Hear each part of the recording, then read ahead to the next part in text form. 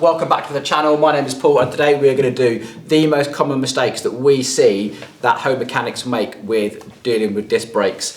So the very first one is when you actually come in to buy components, especially like the actual disc brake rotor, you don't always realise that there are actually two mounting systems. So this smaller mount system works generally speaking on road bikes or with the very small calipers like you find on flat mount, and you'll need a tool like this, which is a standard cassette tool, to do those up.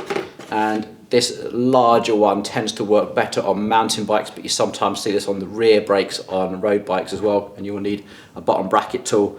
So keep an eye out when you're buying the actual brake disc. You need two different mounting systems.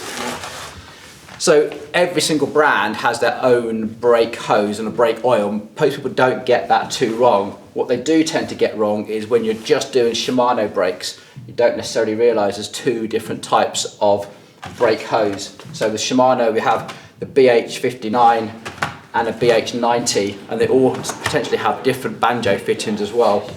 And these are actually quite important because they all have individual barbs and olives as well, and so often we see the wrong hose fitted with the wrong barb and olive as well. Really important to get those right. With SRAM it's even more important. So with SRAM they actually use a threaded barb, and so many people we see trying to push this in rather than just thread it in with a little Torx tool at the end. So if you've got one with a very fine thread and a red end, you tend to find these on the brakes with the stealther jigs, and we tend to find the ones with the coarser thread and the silver barbs on some of the sort of the lower end ones without that stealther jig connection. But always check the instructions whenever you're doing work on SRAM brakes. It's really specific.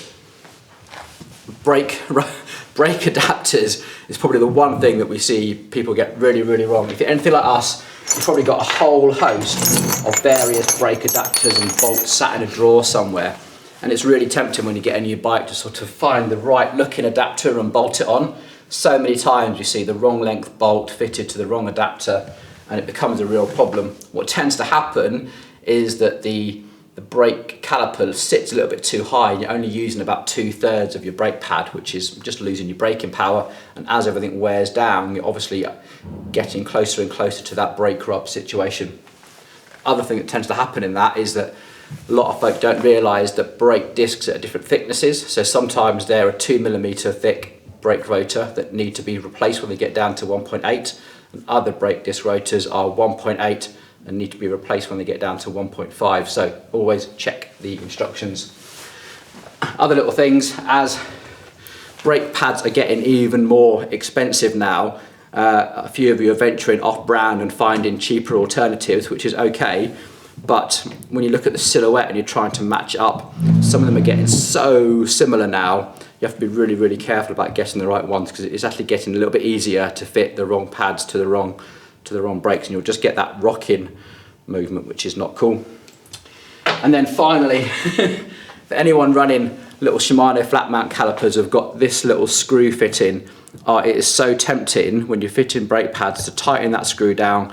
I promise you, one of the works that we do most often is trying to retrieve these once these have been stuck and seized and stripped off, and they need to be removed by a professional bike mechanic. So if you can, don't tighten these all the way. Tiniest little dab of grease on there will definitely help, but really don't over tighten them and look after your calipers. Right, I hope that's helped. Next up, rim brakes. Let's go.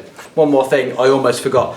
Brake bolts. Like, we have got a collection of these from Shimano. Whenever you buy a Shimano road set, it always comes with this length of brake bolts, but this is specific to the depth of the frame, and you need to look it up on a chart and make sure you get the right length bolt as well. So if in doubt, get the right one. Don't mess around with spacers. Look it up on the chart, get the right one, and then soon you'll have a collection like we have. Right, I'm done.